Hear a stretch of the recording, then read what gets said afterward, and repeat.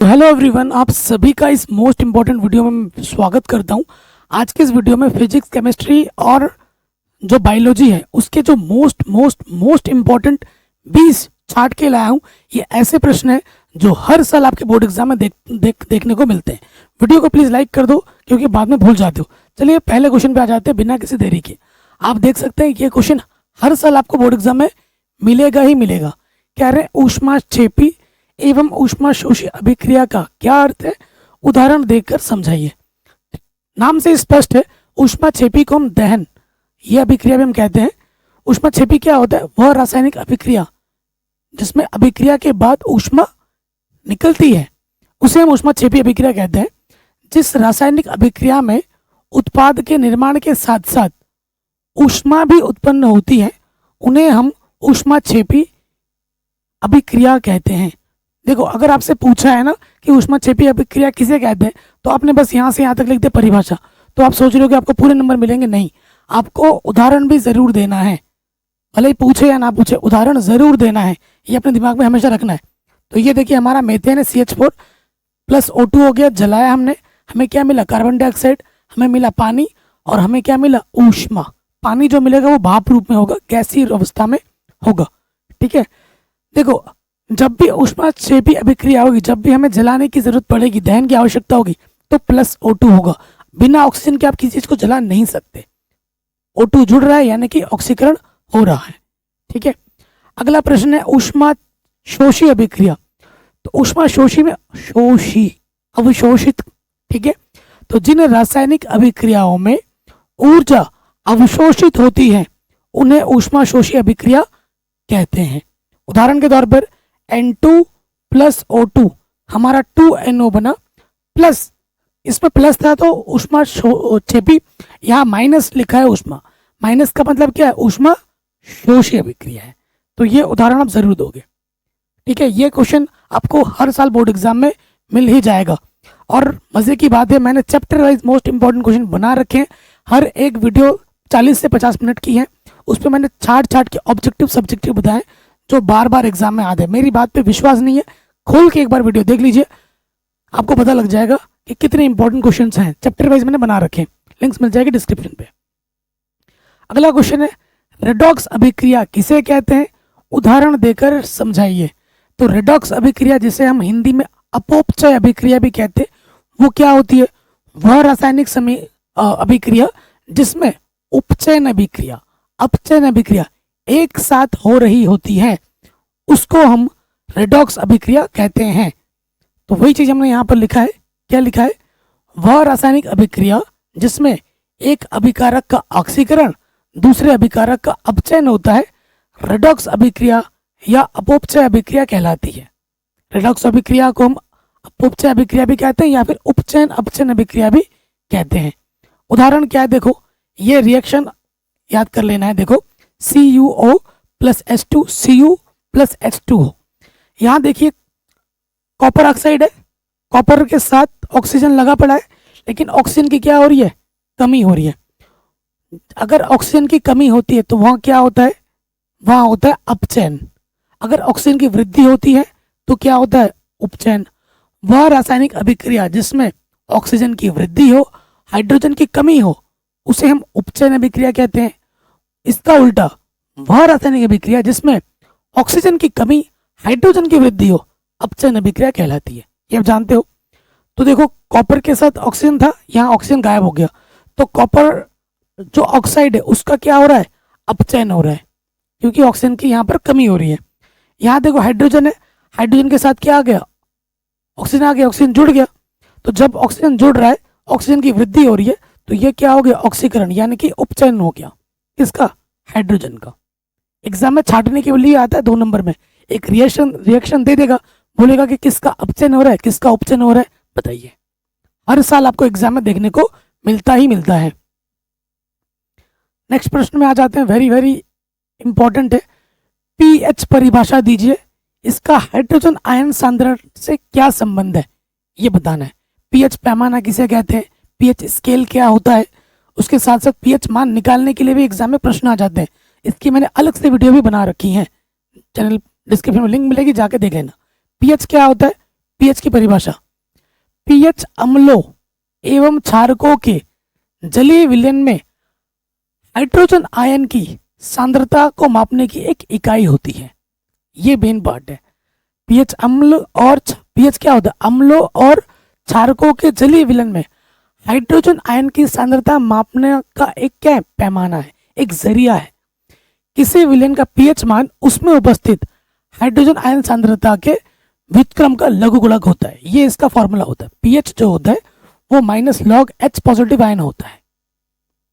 इस पर न्यूमेरिकल भी आते हैं एक नंबर में, जो कि मैंने अलग से वीडियो पे करा रखे हैं, ठीक है। न्यूमेरिकल एच पॉजिटिव क्या होता है, एच पॉजिटिव आयनों का मोल प्रति लीटर में सांद्रण होता है।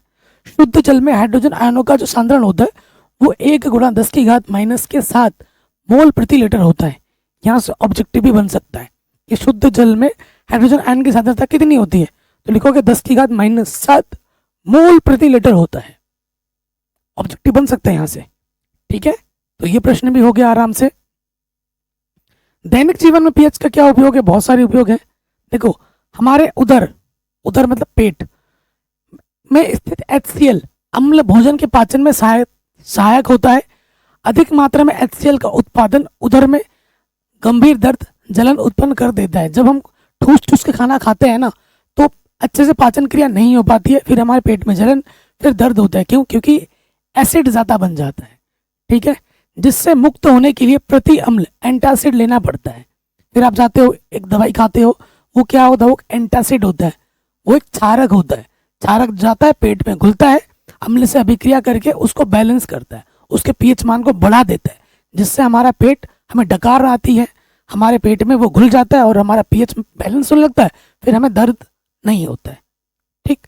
मुंह के पीएच का मान जब 5.5 से कम हो जाता है, तो जब हमारे मुंह का पीएच का मान 5.5 से कम हो जाएगा ना, अम्लीय होने पर दांतों का क्षय होना प्रारंभ हो जाता है, दांत घिसते हैं, मुंह से बदबू आती है, ठीक है, ये सब होने लगता है।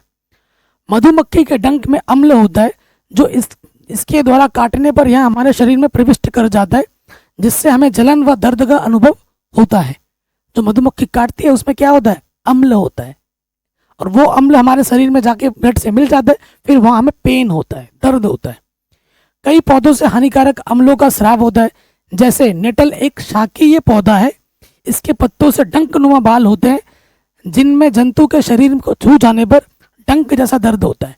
बिच्छू पौधा देखा होगा ना, पहाड़ों पर ज्यादा मिलता है, एकदम नॉर्मल पौधा होगा, उसका जो कांटा चुभेगा ना हाथ में, पत्तियों में कांटा होता है, ऐसा लगेगा बिच्छू ने काटे, इतना भयंकर दर्द होता है, ठीक। अगले प्रश्न में हम आ जाते हैं।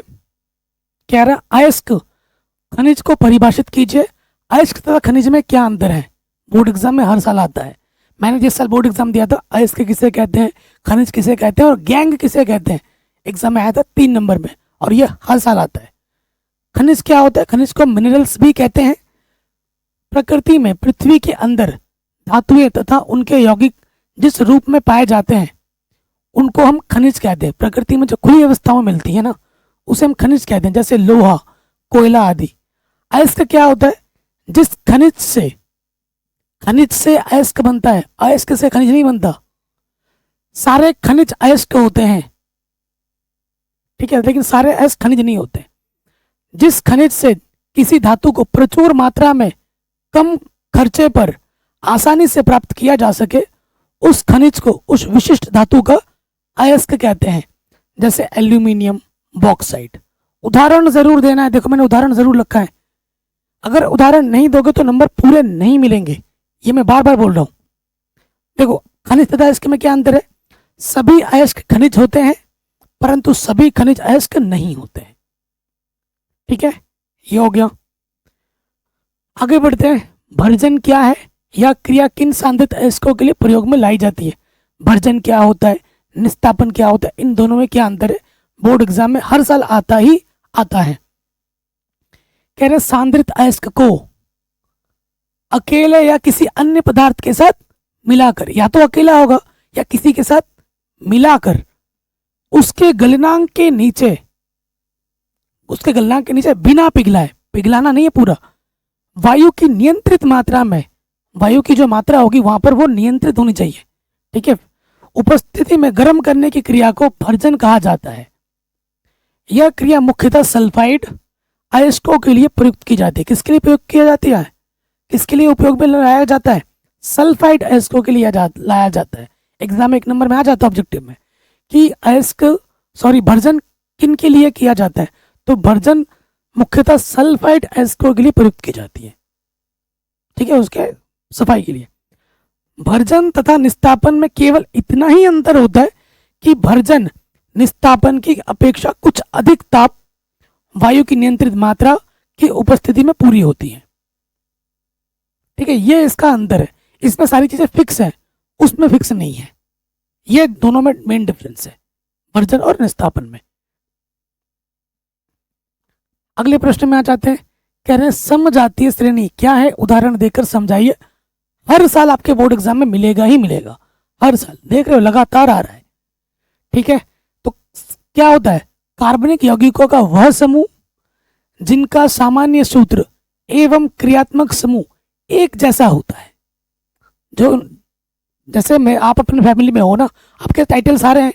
जैसे मैं तारक हूँ, मेरा टाइटल कैसा है? मेरे पापा का नाम मिस्टर संजीत शाह, ठीक है, मेरे भाई का नाम आनंद शाह, मेरे छोटे भाई का नाम प्रवेश शाह। तो एक ही ब्रांड के है, शाह। तो इसका मतलब क्या है कि एक ही समूह के होंगे और एक ही क्रियात्मक समूह भी होगा उनमें उपस्थित। कार्बनिक यौगिक का वह समूह जिनका सामान्य सूत्र एवं क्रियात्मक समूह एक जैसा होता है उसे हम समजातीय श्रेणी कहते हैं। जैसे एल्केन, जैसे एल्कीन, जैसे एल्काइन। ठीक है, और उनके सदस्यों को हम क्या कहते हैं? समजात कहते हैं। उदाहरण के तौर पे जैसे ये मेथेनॉल है, एथेनॉल है, प्रोपेनॉल है। ठीक है, नॉल आ रहा है, एक ही क्रियात्मक समूह इनमें क्या है? OH। ठीक है, और एक ही फॉर्मूले से बन रहा है ये। समजातीय श्रेणियों के कुछ लक्षण होते हैं। पहला लक्षण क्या है? सभी सदस्यों को एक सामान्य सूत्र द्वारा प्रदर्शित कर सकते हैं।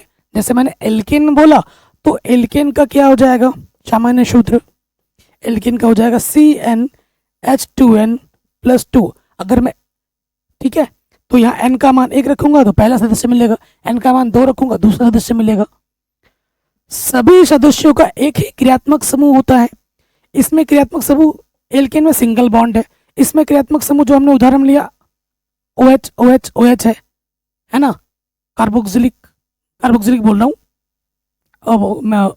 एल्कोहलिक ग्रुप है। ठीक है, प्रत्येक क्रमागत सदस्यों के अनुसूत्र में CH2 का अंतर होता है। जैसे मीथेन, एथेन, प्रोपेन, क्रमागत अगर दोनों के बीच में घटाओगे ना, जैसे यहाँ देखो, यहाँ क्या है? CH3OH है, यहाँ C2H5 है।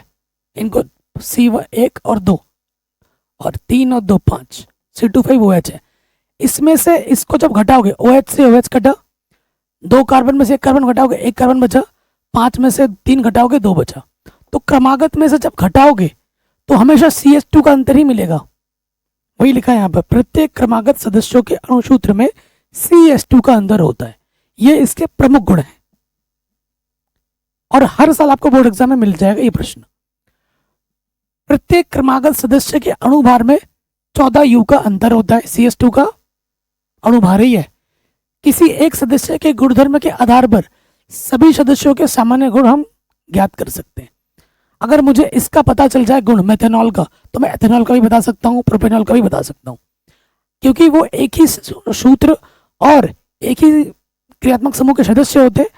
तो जैसे बोलते हैं ना, जब किसी का ब्याह देना होता है, किसी के घर पे लड़की की शादी देनी होती है, तो फैमिली में जाते हैं, तो फैमिली के एक बंदे को देख के पूरी फैमिली का नेचर डिसाइड हो जाता है कि भाई यही फैमिली ऐसी है। तो यही हाल इनमें यहाँ पे भी होता है। ठीक है, चलिए अगले प्रश्न पे आते हैं जो हर साल एग्जाम में आता है। संतृप्त और असंतृप्त हाइड्रोकार्बन में क्या अंतर है? देख रहे हो, हर साल मिलेगा ही मिलेगा। 24 में भी आया था। ठीक है, तो संतृप्त में क्या होता है? सिंपल ट्रिक बता दूं, संतृप्त में होता है सिंगल बॉन्ड, असंतृप्त में होता है डबल और ट्रिपल बॉन्ड। बॉन्ड बोले तो बंद। ठीक है, वे हाइड्रोकार्बन जिनके अणुओं में उपस्थित कार्बन परमाणुओं में से प्रत्येक की चारों संयोजकताएं एकल बंधों द्वारा संतुष्ट होती हैं, एकल बंधों द्वारा जुड़ी हुई होती हैं, उन्हें हम संतृप्त हाइड्रोकार्बन कहते हैं। उदाहरण के तौर पर मीथेन, प्रोपेन। मीथेन का अणुसूत्र क्या है?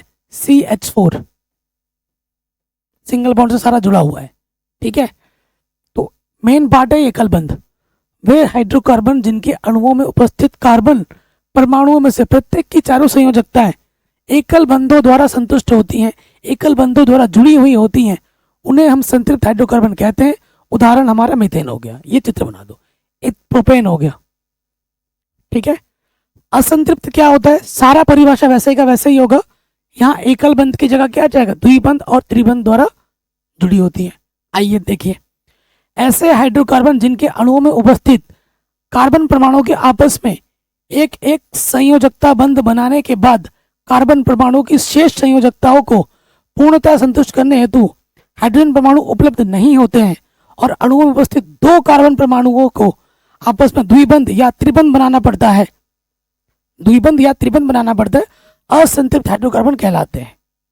इतना लंबा चौड़ा ना लिख के भी यहाँ एकल की जगह क्या लिख दो? द्विबंध और त्रिबंध द्वारा जुड़े होते हैं। या सिंपल बताऊं, वे कार्बनिक यौगिक जिनमें सिर्फ एकल बंध पाया जाता है। सिंपल परिभाषा, वे कार्बनिक यौगिक जिनमें सिर्फ एकल बंध द्वारा जुड़े होते हैं संतृप्त हाइड्रोकार्बन कहलाते हैं। वे कार्बनिक यौगिक जो द्विबंध और त्रिबंध द्वारा जुड़े हुए होते हैं वो असंतृप्त हाइड्रोकार्बन कहलाते हैं। ये सिंपल सी परिभाषा है। उदाहरण में देख सकते हैं, एसिटिलीन, डबल बॉन्ड मिलेगा इसमें आपको। अगला क्वेश्चन है जो हर साल एग्जाम में आता है, देख सकते हैं क्या है वो? प्रतिस्थापन अभिक्रिया पर संक्षिप्त टिप्पणी लिखी है, ठीक है। प्रतिस्थापन जिसे हम अंग्रेजी में बोलते हैं सब्स्टिट्यूशन रिएक्शन, क्या होता है? सब्स्टिट्यूशन का मतलब अलग होना, है ना। वे अभिक्रियाएं जिनमें किसी कार्बनिक अणु के किसी एक या एक से अधिक परमाणु या समूह का किसी अन्य परमाणु या समूह के द्वारा प्रतिस्थापन हो जाता है, प्रतिस्थापन अभिक्रिया कहलाती है। मतलब एक के जगह पे कोई दूसरा आएगा, उसको हटा के उसके जगह पे बैठ जाएगा, सरल भाषा में। वे अभिक्रियाएं जिनमें किसी कार्बनिक अणु के किसी एक या एक से अधिक परमाणु या परमाणु के समूह का किसी अन्य परमाणु या परमाणु के समूह द्वारा प्रतिस्थापन हो जाए, उसे हम क्या कहते हैं? प्रतिस्थापन अभिक्रिया कहते हैं। उदाहरण के तौर पर देखिए, यहाँ हमारा क्या है? मीथेन है। यहाँ हमने इसमें अभिक्रिया करा दी क्लोरीन की, तो यहाँ से एक क्लोरीन आएगा, हाइड्रोजन को एक को हटा देगा, क्या बना? CH3Cl, और यहाँ इसका एक H और इसका एक Cl मिलकर क्या बन जाएगा? HCl। तो ये क्या होगा? प्रतिस्थापन अभिक्रिया हो गई। वेरी वेरी इंपॉर्टेंट है, ठीक है। आगे बढ़ते हैं, अगला क्वेश्चन वेरी वेरी इंपॉर्टेंट है। साबुन क्या है? इसके बनाने की रासायनिक अभिक्रिया लिखिए। साबुन क्या है और इसके बनाने की रासायनिक अभिक्रिया आपको बतानी है। देखो कितने साल पूछा गया है, वेरी वेरी इंपॉर्टेंट है। तो क्या होता है? उच्च अणुभार वाले मोनो कार्बोक्सिलिक अम्लों के सोडियम तथा पोटेशियम लवण साबुन कहलाते हैं। ये साबुन की परिभाषा हो गई। क्या होते हैं? मोनो कार्बोक्सिलिक अम्लों के सोडियम तथा पोटेशियम लवण क्या कहलाते हैं? साबुन कहलाते हैं। ये तेलों और वसाओं के तनु NOH KOH द्वारा जल अपघटन से प्राप्त किए जाते हैं। इस क्रिया को हम क्या कहते हैं? साबुनीकरण कहते हैं। बड़े नंबर में आते हैं क्वेश्चन। साबुन बनाने का जो रासायनिक विधि है वो ये है। ये हमारा क्या है? ये हमारा वसा है, ठीक है। ये सूत्र है। आप ऐसे रिएक्शन को ना भूल के याद नहीं कर सकते हो, कभी भूल के याद नहीं होगा। आप इसके कॉपी में 10 बार 15 बार लिखोगे तब जाके दिमाग में छप जाएगा। जब लिखने जाओगे ना आपका हाथ ऑटोमेटिकली चलेगा। तो ये हमारा क्या है? वसा है। इसमें हमने सोडियम हाइड्रोक्साइड मिलाया, फिर ये क्या बन गया? ग्लिसरॉल बन गया, और ये हमारा क्या बन गया? साबुन बन गया। सोडियम स्टेरेट बन गया, जैसे हम साबुन कहते हैं। साबुन का सूत्र क्या होता है? C17H35 COONA। ये हमारा साबुन का अणुसूत्र हुआ। ऑब्जेक्टिव में आ सकता है 1 नंबर में। अगला क्वेश्चन है जो एग्जाम में आता है, चित्र बनाने में आता है। मनुष्य के पाचन तंत्र का नामांकित चित्र बनाइए। हर साल एग्जाम में आता है। अब इस चित्र बनाने में क्या मैं बताऊं, इसको तो प्रैक्टिस आप करोगे ना। ये देखो जीवा है, ये हमारा मुंह है, ये ग्रसिका है, इसोफिगस है ना, ये हमारा डायफ्राम है, ये हमारा क्या है? पित्ताशय है, ये हमारा क्या है, भंडारण करता, ये पित्त की नली है ये वाला। ये हमारा क्या है, यकृत है। ये हमारा अग्नाशय है। ठीक है, ये हमारी परिशेषिका है। ये हमारा मलद्वार गुदाद्वार है। ये हमारा क्या है, बृहदांत्र जिसे कोलोन कहते हैं। ठीक है, फिर ये हमारे क्या है, ये हमारे क्षुद्रांत है। ये हमारा क्या, पेट अमाशय है। तो ये आपको बनाना है। चित्र बनाने के लिए एग्जाम में आता ही आता है क्वेश्चन, एक नहीं दो नहीं 3 से 4 चित्र बनाने के लिए आएंगे। भौतिक विज्ञान का भी आएगा, है ना, फिजिक्स। उसके बाद बायोलॉजी का भी चित्र बनाने के लिए आ जाता है 2-3। तो चित्र वाले प्रश्न तो मिलेंगे ही मिलेंगे। अगला क्वेश्चन है, पाचक रस पर संक्षिप्त टिप्पणी लिखिए। हर साल एग्जाम में आ रहा है। पाचक रस क्या होता है? पाचन क्रिया में पाचक रस महत्वपूर्ण भूमिका निभाते हैं। पाचक रस निम्नलिखित प्रकार के होते हैं। पहला आ जाता है लार। लार हमारे मुंह में ही होता है। अच्छा खाना आपने देख लिया, टीवी में कहीं बनता हुआ देख लिया, आपके मुंह में पानी आ जाता है, ऑटोमेटिकली लार टपकने लगता है। ये लार गुणों से भरा हुआ होता है। क्या? भोजन को निगलने में सहायता होती है। अगर खाना जब चबाते हो तो चबाने से ही हमारे मुंह में खाना गीला गीला हो जाता है, लार गीला कर देता है। और अगर बिना चबाए निगलने जाओगे तो यहाँ अटक जाएगा और काम तमाम हो जाता है। मेरे जो दादाजी हैं, एक उनकी डेथ हुई है, पता है किस किस कारण? वो खुद एक डॉक्टर थे, ठीक है, और खाना खाते हुए तो उनकी डेथ हो गई। कोई बीमारी नहीं थी। तो खाना जब भी खाओ अच्छे से चबा के खाना है, प्रॉपर। अगर आपको लग रहा है कि खाना ज़्यादा मतलब गीला नहीं है तो थोड़ा सा पानी ले लो और थोड़ा थोड़ा निवाला लेना चाहिए, नहीं भर भर के ठूस रहे हो, ऐसा कभी नहीं करना। जान है तो जहान है, ठीक है। मंड को शर्करा में बदलता है। छोटा छोटा लिखा, 2-2 टॉपिक। फिर आता है जठर रस। जठर रस कहाँ होता है? HCl भोजन के माध्यम को अम्लीय बनाता है। पेप्सिन प्रोटीन को पेप्टोन में बदलने का काम करता है। अग्नाशयी रस क्या होता है? इसमें आ जाता है ट्रिप्सिन, प्रोटीन को अमीनो अम्ल में बदलता है। लाइपेज वसा को वशीय अम्ल और ग्लिसरॉल में बदलता है। एमाइलेज कार्बोहाइड्रेट को माल्टोज और अन्य शर्कराओं में बदलता है। अग्नाशयी रस की बात कर रहे हैं हम। फिर आ जाता है आंत रस में सुक्रोज, लैक्टोज और माल्टोज शर्करा को ग्लूकोज में बदलता है। शर्करा जो होती है उसको किस में बदलता है? ग्लूकोज में। और इरेप्सिन शेष प्रोटीन को अमीनो अम्ल में क्या करता है? बदल देता है। ये कार्य है किसके? पाचक रस के। हर चीज का 2-2 टॉपिक मैंने लिखा है, ज्यादा बड़ा नहीं किया है। अगला क्वेश्चन जो हर साल एग्जाम में आता है, वायवीय और अवायवीय शोषण में क्या अंतर है? ठीक है, वायवीय और अवायवीय शोषण में क्या अंतर है? और एक तरफ मैंने लिखा है वायवीय, एक तरफ लिखा है मैंने अवायवीय। ठीक है, वायवीय में क्या होता है? वायु के द्वारा, ऑक्सीजन वायु में है, जैसे हम लेते हैं ना, वायवीय शोषण ऑक्सीजन की उपस्थिति में होता है वायवीय शोषण। अवायवीय शोषण ऑक्सीजन की उपस्थिति नहीं होती है, ऑक्सीजन की आवश्यकता नहीं होती है। ग्लूकोज को पूर्ण ऑक्सीकरण के फलस्वरूप कार्बन डाइऑक्साइड पर जल बनाता है वायवीय में, और इसमें क्या होता है? पूर्ण ऑक्सीकरण नहीं हो पाता, अतः एल्कोहल और लैक्टिक अम्ल और कार्बन डाइऑक्साइड बनाती है। सभी जीवों में सामान्य रूप से पाया जाता है, जितने भी जीव हैं, चाहे मनुष्य, पेड़ पौधे नहीं, मनुष्य, जितने भी जीवधारी हैं, चाहे भेड़ बकरी गाय भैंस मनुष्य, सब वायवीय शोषण करते हैं। केवल कुछ पौधों, कुछ जंतुओं में या मांसपेशियों में होता है अवायवीय शोषण। ठीक है, ग्लाइकोलिसिस को छोड़कर सभी क्रियाएं माइटोकॉन्ड्रिया में होती हैं वायवीय शोषण में, और इसमें सभी प्रकार की क्रियाएं कोशिका द्रव्य में होती हैं। अवायवीय शोषण की सारी क्रियाएं कहाँ होती हैं? कोशिका द्रव्य में होती हैं, और इसमें माइटोकॉन्ड्रिया में होती है। ऊर्जा काफी मात्रा में निकलता है, लगभग 673 किलो कैलोरी, और इसमें ऊर्जा बहुत कम मात्रा में निकलता है, 21 से 24 किलो कैलोरी ही उत्पन्न हो पाती है। आसान आसान शब्दों में लिख रहा हो कि नहीं? एक बार पढ़ोगे, 2 बार कॉपी में लिखोगे, ऑटोमेटिकली दिमाग में छप जाएगा। ठीक है, निर्मुक्त ऊर्जा, जैसे मैंने यहाँ पे 6 लिखा है ना, कम से कम बोर्ड एग्जाम में कम से कम 4 तो लिखने ही लिखने हैं। ठीक है, कम से कम 4 लिखने ही है। निर्मुक्त ऊर्जा के अनुबंधन के फलस्वरूप एक अणु ग्लूकोज से 38 ATP अणु प्राप्त करते हैं, और एक अणु ग्लूकोज से केवल 2 ATP अणु ही प्राप्त हो पाता है। कहाँ 38, कहाँ 2। ठीक है, अगला प्रश्न में आ जाओ।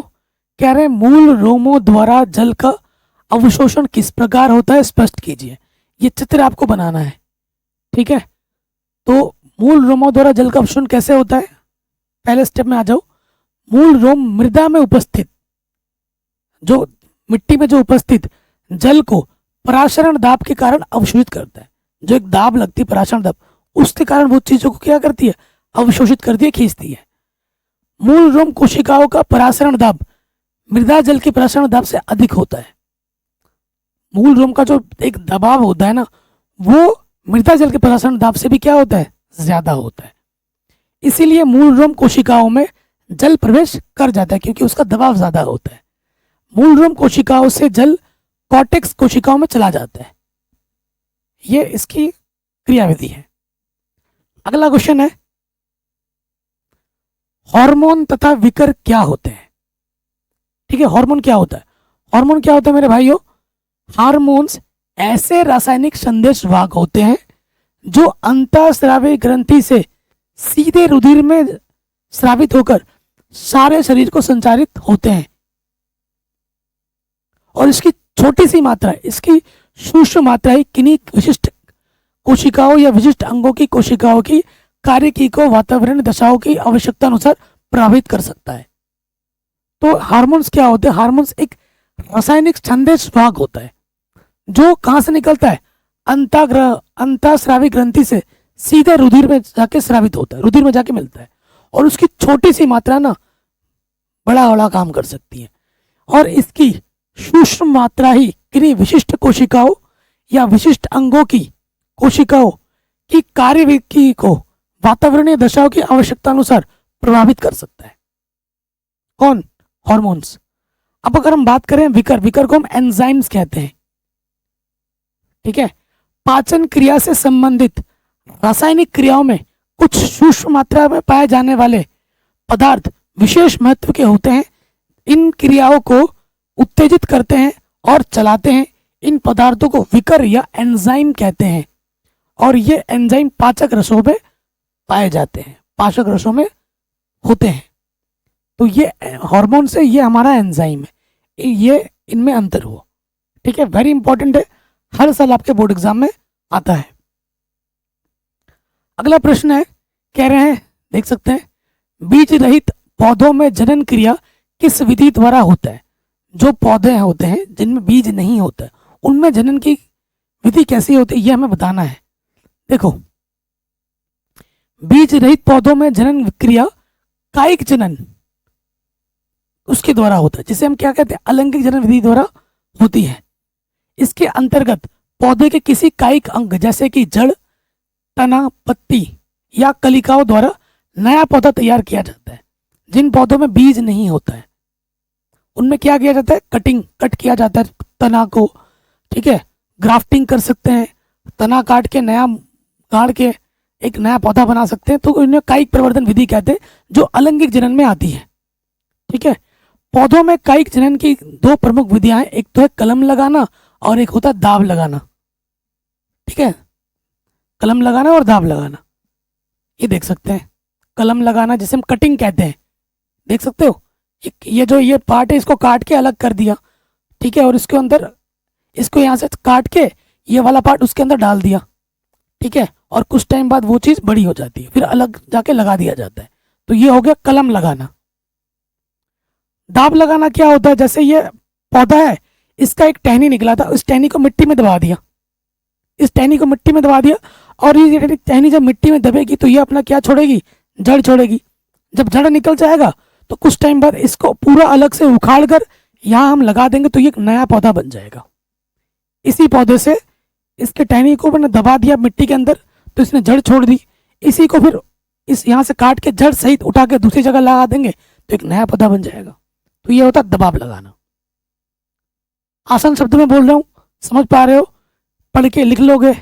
मेन चीज है समझना, समझ गए तो हम अपने शब्दों में लिख भी सकते हैं। ठीक है, वैसे पूरा मैंने यहाँ लिखा हुआ है। दाब लगाना क्या है? कुछ पौधों में हम पौधे की किसी शाखा को झुकाकर नम मिट्टी में दबा देते हैं, कुछ समय बाद इसमें जड़ें निकल आती हैं और उसके बाद नई पौधे बन जाती है। नए पौधे को इसके पैतृक पौधे से काट कर अलग कर देते हैं, यह वृद्धि करके पूर्ण पौधा बन जाता है। बेला, चमेली, कनेर इसी तरीके से उगाए जाते हैं। ठीक है, अगला वाला भी हमने ऐसे ही लिखा रखा था। ठीक है, अब आते हैं अगला प्रश्न, पुनरुद्भवन का क्या तात्पर्य है, उदाहरण सहित समझाइए। पुनरुद्भवन, पुनर्जन्म आप कह सकते हो, पुनः पुनः बनना, ठीक है। तो पुनरुद्भवन जैसे स्पंज हो गया, हाइड्रा हो गया, आदि जीवों को दो या दो से अधिक भागों में काटने पर, जैसे देखो ये एक पौधा है, ये एक पौधा है, अभी सिंगल पौधा है, हाइड्रा है ये, इसको मैंने दो हिस्सों में काट दिया, ये पहला वाला हिस्सा है, ये दूसरा वाला हिस्सा है। तो ये पहला वाला हिस्सा क्या करेगा, इसके नीचे का भाग जो कटा हुआ है वो बना लेगा फिर से, और ये दूसरा वाला पार्ट जो है ये यहाँ से जो कटा था ये ऊपर वाला का बना लेगा। तो ये एक को मैंने दो टुकड़ों में काटा था, ये टुकड़ा पूरा एक अलग बन गया है और ये टुकड़ा पूरा एक अलग जीव बन गया है। इसका जो हिस्सा नहीं था उसने नीचे बना लिया और इसका जो ऊपर का हिस्सा नहीं था उसने ऊपर बना लिया। एक को हमने दो टुकड़ों में काटा, दो नया जीव बन गया, पुनरुद्भवन हो गया है। समझ गए नाम से क्या होता है। स्पंज, हाइड्रा आदि जीवों को दो या दो से अधिक भागों में काटने पर प्रत्येक भाग अपनी कमियों को पूर्ण करके एक पूर्ण जीव बना लेता है। इसी प्रकार के केचुआ, सितारा मछली आदि भी शरीर का अधिकांश भाग दोबारा बना लेते हैं। पुनरुद्भवन गुण के कारण हाइड्रा की एक से अधिक जातियों के कटे हुए शरीर आपस में जुड़े जा सकते हैं। इस क्रिया को रोपण, ग्राफ्टिंग कहते हैं। सपोज करो यही जो फैसिलिटी हमारे अंदर होती तो हम तो अमर हो जाते मेरे भाई। कोई भी एक पार्ट खराब हो गया, काट के फेंक दे भाई, फिर एक बन जाता। तो ये अलग मैटर हुआ ना, ऐसा होना चाहिए था, फिर तो बात ही अलग होती। क्यों। अगले प्रश्न में आ जाते हैं। उत्तल दर्पण में प्रतिबिंब किस प्रकार का बनता है, किरण आरेख द्वारा बताइए। 5 नंबर में हर साल आता है किरण आरेख वाला प्रश्न, आपको बोर्ड एग्जाम में मिलेगा ही मिलेगा। 5 नंबर न्यूमेरिकल 5 नंबर में आएगा ही आएगा इस चैप्टर से। छोटे मोटे प्रश्न आएंगे ही आएंगे 1-2 नंबर के। तो ये हाई स्कोरिंग चैप्टर है, नई एनसीईआरटी में नवा चैप्टर है। मैंने इसी साल मतलब एनिमेशन के साथ इस चैप्टर को समझा रखा है, ठीक है, एनिमेशन की मदद से।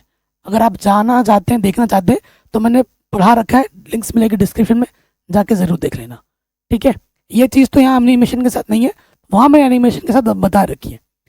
उत्तल दर्पण द्वारा बना प्रतिबिंब सदैव वस्तु से छोटा बनता है, सीधा बनता है, आभासी और ध्रुव व फोकस के बीच में बनता है।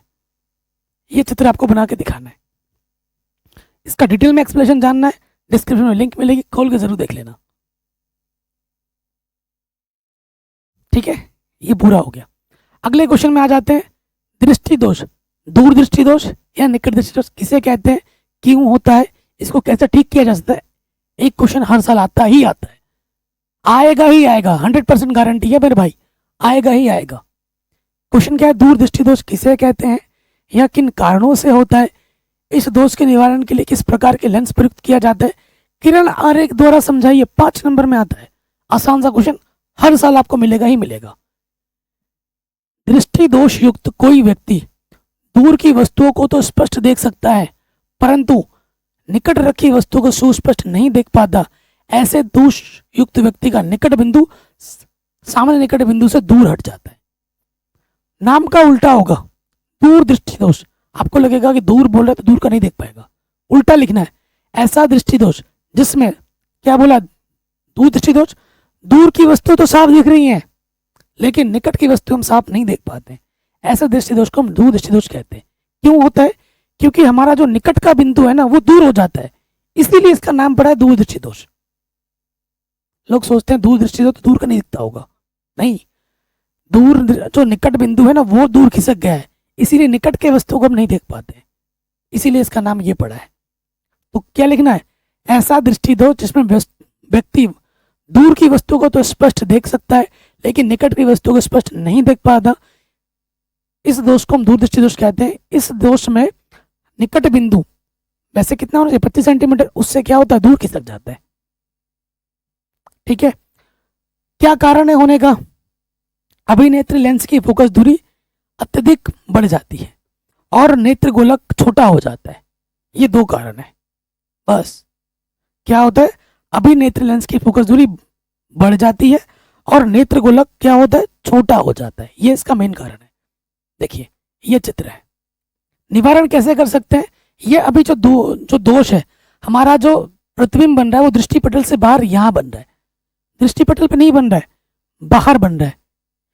जब हम यहाँ पर क्या लगा देंगे, ये चश्मा लगा लिया हमने भाई, चश्मा लगा लिया मैंने, तो चश्मा लगाने के बाद जो हमारी प्रतिबिंब बनेगी वो कहाँ बनेगी, फिर दृष्टि पटल पे बनने लगेगी। तो इसलिए चश्मा लगाया जाता है, ताकि जो प्रतिबिंब है वो फिर से दृष्टि पटल पे बनने लगे और हम साफ साफ देख पाए। इस दोष को उपयुक्त क्षमता के अभिसारी लेंस, अभिसारी का मतलब उत्तल लेंस, दूर दृष्टि दोष को निवारण के लिए कौन सा लेंस लगाया जाता है, उत्तल लेंस। उत्तल लेंस को हम अभिसारी लेंस भी कहते हैं, का उपयोग करके संशोधित किया जा सकता है, ठीक किया जा सकता है। ये इसका चित्र बन जाएगा। ये दोष वाला चित्र है, ये निवारण वाला चित्र है। ठीक है, इसका सारा कुछ उल्टा कर दोगे तो निकट वाला आ जाएगा। ठीक है, जैसे ये देख सकते हो, निकट दृष्टि दोष किसे कहते हैं, इस दोष के क्या कारण है, मतलब इन दोनों में से एक जरूर आएगा ही आएगा। क्योंकि बोर्ड एग्जाम में कई सारे सेट बनते हैं, आपके सेट में कौन आएगा, ये भी आ सकता है वो भी आ सकता है, लेकिन दोनों आएंगे, आएगा दोनों। ठीक है, कह रहे इस दोष में व्यक्ति निकट रखी वस्तुओं को तो स्पष्ट देख सकता है, परंतु दूर रखी वस्तु को वो सुस्पष्ट नहीं देख पाता। ऐसे दोषयुक्त व्यक्ति का दूर बिंदु अनंत पर ना होकर नेत्र के पास आ जाता है।